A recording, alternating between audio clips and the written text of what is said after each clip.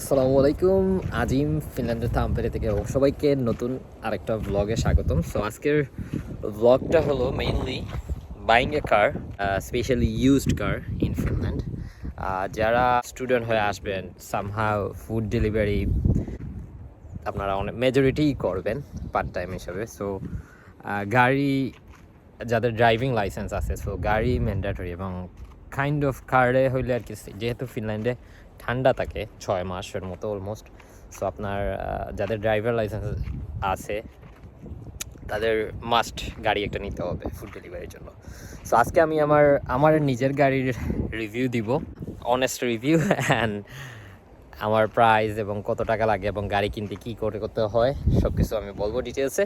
So আশা করি যারা আসবেন বা যারা ইভেন আসেন ফিনল্যান্ডে গাড়ি কেনার প্ল্যান করতেছেন, সো তাদেরকে আমি মোটামুটি এই ভিডিওতে অল কভার করব। সো ফার্স্টে আমার গাড়িটা আপনারা দেখে নেন। গাড়ি রেনল্ড ক্লিও 2001-এর মডেল। এইটা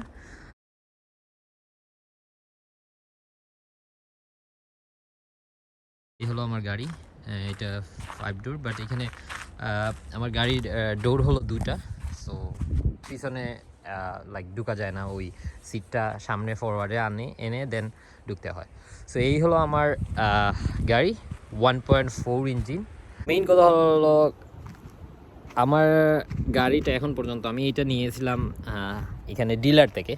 সো এখানে ফিনল্যান্ডে যারা আছেন তারা হয়তো জানে, বা নেটি অটো একটা আছে, এটা হলো ইউজড কারের মেইনলি আপনার বাই অ্যান্ড সেল বিক্রয়.com যেরকম বাংলাদেশে, সো ফিনল্যান্ডে গাড়ির জন্য নেটি অটো।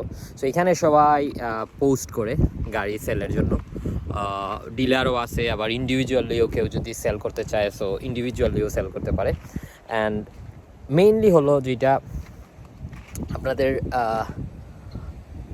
সো আপনার মার্কেট প্লেস থেকেও আপনি কিনতে পারবেন, আবার এমনি যদি নেটি ডিলার থেকেও কিনেন। আমি আমার গাড়িটা কিনেছি ডিলার থেকে। গাড়ি কেনার ক্ষেত্রে ফার্স্ট জিনিস হলো আমার ইঞ্জিন সাইজটা আরও একটু কম হলে ভালো হইতো, কারণ ফুয়েল এফিশিয়েন্ট যত হবে। তারপর আমারটা খারাপ না, 9.5, সিটির ভিতরে 9.5 অ্যান্ড সিটির বাইরে 13-14 এরকম যায় পার লিটারে।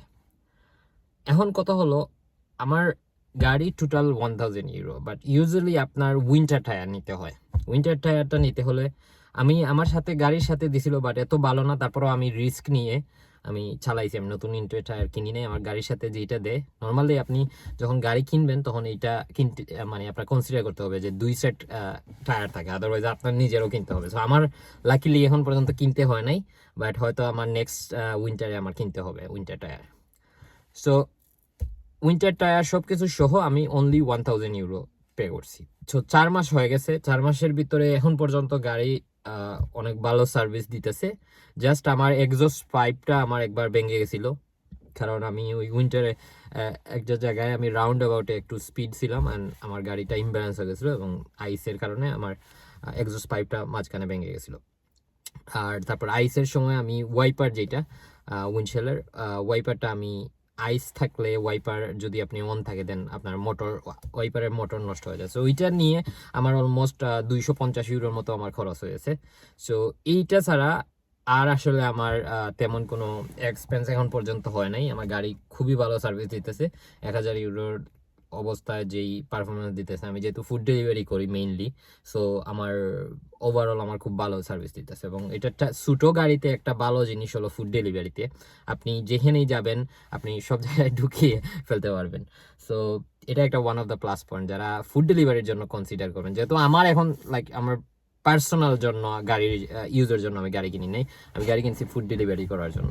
সো আমার এইটা বেস্ট ফুড ডেলিভারির জন্য। বাট সামনে যখন আমি হয়তো গাড়ি নিব তখন একটু ভালো টাইপের কার নিব, একটু বড়োর মধ্যে। সো এটা হলো ওয়ান অফ দ্য থিং। এখন গাড়ি যখন কিনবেন তখন ফার্স্টে হলো আপনি মার্কেট প্লেসেও দেখতে পারেন, ফেসবুক মার্কেট প্লেস। বাট অনেক সময় আছে পার্সোনাল কার কাছ থেকে কিনলে পরিচিত যদি কেউ হয় ওইটা ভালো, আদারওয়াইজ আপনি ট্রাস্টও করতে পারেন না, কারণ আপনাকে হয়তো দেখবেন ভালো জিনিস বাট ভিতরে হয়তো কোনো প্রবলেম আছে, যেহেতু আপনি এইগুলোতে এক্সপার্ট না, স্কিল না। সো এই জন্য আপনার আমার কাছে মনে হয় আর কি নেটি অটোতে গিয়ে কোনো ডিলারের কাছ থেকে গাড়ি নিলে এটা বেটার, কারণ ওরা ডিলাররা মোস্টলি ট্রাই করে ওরা যেই কারটাতে কোনো ইস্যু হলেও আপনি যেতে পারবেন কারে, যদি আপনার 1 মাস পরেই আপনার কোনো প্রবলেম হয় আপনি কারের ডিলারের সাথে কথা বলতে পারলে। সো এইটা অনেক আছে ডিলাররা এটা আগে বলতে হয় যে আপনি কি আপনাকে কি সার্ভিস দিবে বা সুযোগ সুবিধা দিবে এইটা। তো আমার এটাতে কোনো সুবিধা নাই, আমার ডিলার ডিরেক্টলি বলে দিচ্ছে যে 1000 ইউরোর, সো তোমার ভালো হইলো তোমার, খারাপ হইলো তোমার। সো আমি আর রিস্ক নিয়ে নিয়েছি, কারণ আমার প্রথম দিকে আমার এই গাড়িটা ভালো লাগছে দেখার পর, এবং আমার আমার কাছে 1.4 মনে হয়েছে। আমি ইভেন এই গাড়ি নিয়ে অনেক দূরেও গেছি, প্রায় 250-400 কিলোমিটারের এখান থেকে দূরে আমরাও গেছি, গিয়ে ঘোরাঘুরি করছি। সো আমার গাড়িটা খুবই স্মুথলি, কারণ 1.4 তো স্পিডটা ভালোই, কমফোর্টেবলি সব কিছু। আপনি প্রিভিয়াস হিস্ট্রি বা এগুলো, আমার এখানে বড় ভাই 2জন ছিল, ওরা গেছিল আমার সাথে। তো আমরা দেখে দেন আমরা এটা নিয়ে আসছি, আমি একদিনেই গিয়ে চুজ করে নিয়ে চলে আসছি। সো এটাই হলো আপনারা মেইনলি যারা আসবেন, আসার পর নেটি অটো। এবং এখানে আরেকটা জিনিস হলো, নেটি অটো থেকে গাড়ি সিলেক্ট করার পর আপনার ট্রাফিকম.com, ওইটা ডিলারই আপনার নামে, আপনার যেহেতু এইখানে পার্সোনাল আইডেন্টিফিকেশন একটা আছে, ব্যাংকিং স্ট্রং আইডেন্টিফিকেশন যেটা বলে, ওইটা দিয়ে আপনি ট্রাফিকমের ওয়েবসাইটে ঢুকে আপনি আপনার নাম ট্রান্সফার করতে হবে আর কি। ওই ডিলার আপনাকে রিকোয়েস্ট করবে যে আপনি নাম চেঞ্জ করেন, তো ওইখানে আপনি আইডেন্টিফিকেশন করলে আপনার গাড়ি আপনার নামে চলে আসবে অনলাইনেই, আপনার কোনো অফিসে যাওয়া লাগবে না, আমারটাও যাওয়া লাগে নাই। অ্যান্ড দেন হলো আপনি ওই চাইলে আপনি যখন ডিলারের কাছ থেকে গাড়ি কিনবেন, তখন এই ডিলারই আপনাকে বলবে যে ইন্স্যুরেন্স কীভাবে কোন টাইপের নেবে ইন্স্যুরেন্স। সো আমি যেটা করছি ওয়ান ওয়ে ইন্স্যুরেন্স, মানে আমি কাউকে পুশ করলে বা আমি কোনো অ্যাক্সিডেন্ট করলে আমার ইন্স্যুরেন্স কাভার করবে, বাট আমাকে কেউ করলে আমার ইন্স্যুরেন্স কাভার করবে না। বাট এনিওয়ে ভাইস ভার্সা, ওর তো কোনো, আমি ওইভাবে চিন্তা করছি যে ওর তো ইন্স্যুরেন্স থাকবে, সো আমি পুলিশ কল করলে বা ওকে ক্লেম করে ও আমাকে আমার গাড়ির যে ক্ষতি হবে ওইটা ও পে করবে, কারণ ওর তো ইন্স্যুরেন্স থাকবেই must. So one way insurance mandatory. So আপনি চাইলে দুইটা, যদি আপনার মনে করেন আপনার দুইটা, আমার মনে হয়েছে যে 1000 ইউরোর গাড়ি, সো এইটা দিয়ে আর টু ওয়ে করে কোনো লাভ নাই আহামরি, যতদিন চলতে থাকুক চলুক। সো এজন্য আমি ওয়ান ওয়ে করছি, এবং ওয়ান ওয়েতে আমার 6 মাসে লাইক 2 মাস পর পর দেয়া লাগে। সো আমার হলো 125 ইউরো টোয়িং সার্ভিস, যেটা আপনার গাড়ি কোথাও নষ্ট হইলে একটা ট্রাক এসে আপনাকে নিয়ে এই গাড়িটা আপনার যেখানে বলবেন ওখানে নিয়ে যাবে। ওই সার্ভিসটার জন্য আমার আর একটু এক্সট্রা চার্জ দিতে হয়েছে। সো টোটাল আমি 125 ইউরো করে, অ্যারাউন্ড 700-750 ইউরোর মতো আমার ইয়ারলি লাগে। আর আরেকটা খরচ আছে গাড়ির, আপনার রোড ট্যাক্স। তো ইন্স্যুরেন্সও একটা হলো, আপনি এটা কিভাবে ইনস্টলমেন্ট পে করবেন ওইটাও হলো অন্য, বাট অ্যারাউন্ড 700 থেকে 750 হবে। এটাই হলো আপনার ওয়ান ওয়ে যদি করেন মিনিমাম হবে ইয়ারলি গাড়ির ইন্স্যুরেন্স। তারপর আবার রোড ট্যাক্স আছে। সো রোড ট্যাক্সটা হলো 230 ইউরো। তো এখন এটা আপনি চাইলে 4টাতেও দিতে পারেন, ম্যাক্স 4টা আর কি। সো আমি 4টাতে দিতেছি 58 ইউরো করে, 4 মাস পর পর, 3 মাস পর পর, 3 মাস পর পর 58 ইউরো করে দিই, 232 ইউরো। তো টোটাল মিলিয়ে আর কি আপনার এভারেজ আপনার গাড়ির পিছনে ইন্স্যুরেন্স অ্যান্ড ট্যাক্সে আপনার মান্থলি আপনি খরচ হিসাবে ধরতে হবে যে আপনার 80 ইউরো অ্যাপ্রক্সিমেটলি প্রত্যেক মাসে। আর ফুয়েলটা হলো, তো এটা তো আপনি কত কিলোমিটার আপনি যাচ্ছেন আপনার গাড়ি, তারপর উপর আপনার বেস করে। যেমন ধরেন আমার এই মাসে আমার টোটাল ফুয়েল, ফেব্রুয়ারিতে আমার গেছে অলমোস্ট 350 ইউরোর ফুয়েল। তো 350 ইউরো, আর আমি অলমোস্ট 1600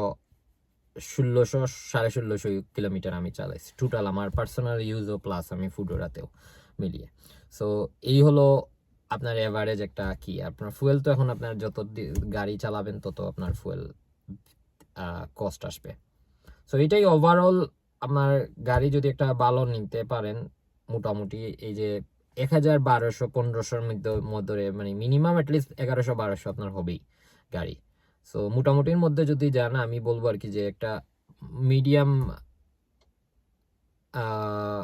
1200 থেকে 1500-2000 এইরকম বাজেটের মধ্যে আপনি মোটামুটি একটা ভালো গাড়ি পাবেন। সো ফিনল্যান্ডে নর্মালি ইউজড কারগুলো এইরকমই প্রাইস। আর আপনি যদি খুব ভালো গাড়ি নিতে চান তাহলে 4-5 হাজার 6 হাজার ইউরো যখন স্পেন্ড করবেন, তখন আপনি মোটামুটি একটা ভালো গাড়ি অনেক দিন চালাতে পারবেন। সো এইটাই হলো ফিনল্যান্ডের গাড়ি। কি মেইনলি আমরা সবাই যারা আছে সবাই নেটি অটো ওর ফেসবুক মার্কেট প্লেস বা পার্সোনাল কারো যদি পরিচিত কোনো কারো গাড়ি থাকে সেল করে, তো এইভাবেই কিনে। সো এটাই হলো ওভারঅল আপনার ইন্স্যুরেন্স, ট্যাক্স অ্যান্ড এগুলো মাথায় রাখতে হবে। বাট আমি বলবো আর কি যে কারো ফুড ডেলিভারির অ্যাকাউন্ট না হওয়ার আগ পর্যন্ত আপনারা কেউ গাড়ি কিনবেন না, কারণ আপনার প্রত্যেক মাসে ইন্স্যুরেন্স ট্যাক্স এগুলা আপনি ওয়ান্স ইনকাম করতেছেন ফুডরা বা ফুড ডেলিভারি অ্যাকাউন্ট হয়ে গেছে তখন সমস্যা না, এগুলো আপনি কভার করতে পারেন কারণ আপনার একটা ইনকাম ফ্লো আসছে। কিন্তু আপনি হুট করে এসেই আপনি গাড়ি না কেনাটাই ভালো আর কি, আনলেস আপনার একটা ইনকাম আছে বা একটা আপনার কি আছে ব্যাকআপ আছে। সো এটাই ফুড ডেলিভারি যখন অ্যাকাউন্ট হয়ে যায়, বাট লাইসেন্স যারা আছে সবারই কাইন্ড অফ গাড়ি ফুড ডেলিভারি যদি করেন নিতে হবে। অ্যান্ড গাড়ি নিলে এইভাবে এই জিনিসগুলা ফ্যাক্টরগুলা চিন্তা করে নেবেন, যাতে আপনি ইঞ্জিন সাইজটা যত পারবেন কমের মধ্যে নেবেন, কারণ ইঞ্জিন সাইজ যত বেশি হবে আপনার ফুয়েল বেশি নেবে। এবং পেট্রোলের গাড়ি নেবেন কারণ ডিজেলের গাড়িতে ট্যাক্স বেশি আসে, রোড ট্যাক্স। সো এই কয়েকটা জিনিস, এবং ওভারঅল আপনি গাড়ি চালানোর পর বা কারো কেউ ভালো গাড়ি সম্পর্কে আইডিয়া আছে ওদেরকে নিয়ে যাবেন, যাতে ও আপনার গাড়িটাকে বুঝতে পারে। যে কারণ আপনি যদি গাড়ি সম্পর্কে আইডিয়া না থাকে তাহলে আপনি গাড়ি বুঝতে পারবেন না কোনটা ভালো হবে আপনার জন্য। সো এই ছিল, আই হোপ যারা গাড়ি কিনবেন এইগুলা কনসিডার করবেন। অ্যান্ড ভালো থাকুন সবাই, দেখা হবে নেক্সট আরেকটি ভিডিওতে। আসসালাম।